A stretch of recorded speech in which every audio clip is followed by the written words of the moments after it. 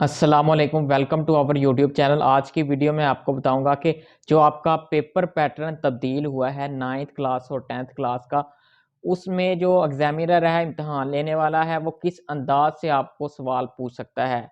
जैसा कि आपको पहले ही पता है कि जिस तरह पहले पेपर आते थे कि सीधे सीधे सवाल, इस दफ़ा ये पॉलिसी नहीं चलेगी। इस दफ़ा पेपर में बहुत बड़ी तब्दीली की गई है।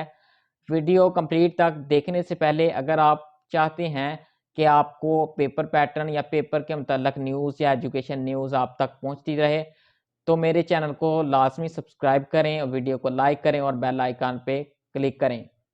अब जी जो अंदाज है पेपर में सवाल पूछने का, वो हो गया डिफरेंट। आपको पता है कि 3 फेजेस के अंदर जो बोर्ड्स हैं उन्होंने ये इम्प्लीमेंट करना है।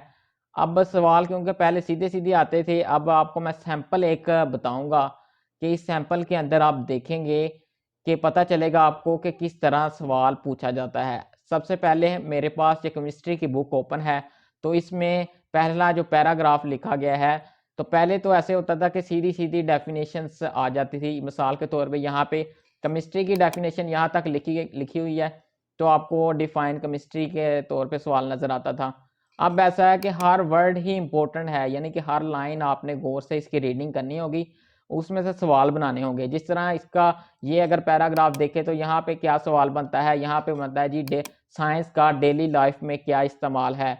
ठीक है, what is the use of science in daily life, इस तरह का सवाल बन सकता है।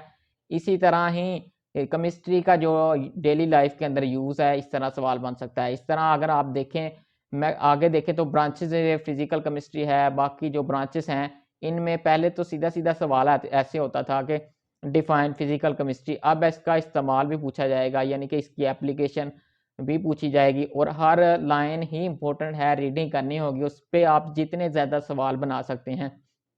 और एक ख़ास बात केमिस्ट्री का पहले ये होता है कि ये बॉक्सेस में जो सवाल होते थे, उस पे इतनी ज़्यादा इम्पोर्टेंस नहीं थी। बच्चे जो है वो इसको नहीं पढ़ते थे, नहीं तैयार करते थे, क्योंकि जो सीधे-सीधे सवाल आते थे पेपर में। अब ऐसा नहीं होगा, अब इन क्वेश्चंस की इम्पोर्टेंस बढ़ गई है, क्योंकि ये कंसेप्चुअल सवाल होते हैं, नॉलेज बेस्ड सवाल होते हैं, इनमें एप्लीकेशंस वाला सवाल होता है। तो एक सवाल के अलावा इस पैराग्राफ में देखें, एक सवाल के अलावा बाकी सारे जितने भी सवाल हैं वो कंसेप्चुअल सवाल हैं। अब जी मैं साथ में आपको, क्योंकि केमिस्ट्री का दिखाया, तो इसी तरह का आपको फिज़िक्स का भी दिखा देता हूँ, ताकि आपका फिज़िक्स के बारे में भी ये ख़्याल होगा कि इसमें किस तरह के सवाल आ सकते हैं। तो देखें जी फिज़िक्स में कैसे सवाल आ सकते हैं। तो सबसे पहले आपको नज़र आ रहा है फिज़िक्स का इंट्रोडक्शन।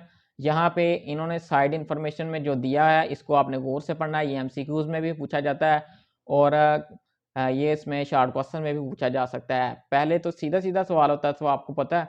अब इसमें देखो जी, सारे पैराग्राफ आपको पढ़ने होंगे कि फिज़िक्स है, तो फिज़िक्स हम क्यों पढ़ते हैं? इसका डेली लाइफ में क्या इस्तेमाल है? कहाँ-कहाँ पे इस्तेमाल हो सकता है? तो इसी तरह ही आप देख सकते हैं, ये साइड इन्फॉर्मेशन में आपको एक नज़र आ रहा है, ये टरबाइन्स नज़र आ रहे हैं। यहाँ पे लिखा है wind turbines are used to produce pollution free electricity. यानी यहाँ पे पूछ सकते हैं जी, what are the use of टरबाइन्स।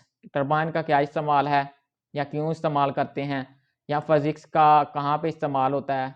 तो ये चीज़ें, इस तरह के सवाल जो पूछ सकते हैं, जिस तरह साइड बॉक्स में नज़र आ रहा है, why do we study physics, हम फिज़िक्स क्यों पढ़ते हैं।